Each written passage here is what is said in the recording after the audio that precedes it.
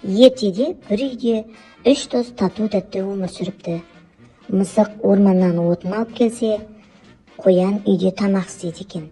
Ал тауық болса, аула мен есік алдындағы қоқыстарды жинайды екен. Күн сайын тамақ пісіру қиын екен. Ал менің де аула сыпырудан шаршағаным-ай. Отын тасу оңай емес. Кәне, ертең бір-біріміздің жұмысымызды істейік. Қызық болар. Мяу. Өздерінің бұл ұсынысына өздері мәз болып келсе кетеді. Қоян орманға отын алуға келіпті. Бірақ ол тым жеңіл еді. Үлкен бұтақтарды көтере алмай, қолынан түсіріп ала береді.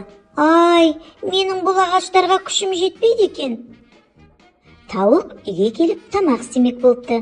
Бірақ ол дәмдеуіштерді шатастырып, тұз орнына қант салып, тамағы мүлдем дәмсіз болып шығыпты. Сол күні олардың үйінде отын тасылмай, тамақ істелінбей, аула сыпырылмай, үшеуі де қарындары ашып, мазалары кетіпті.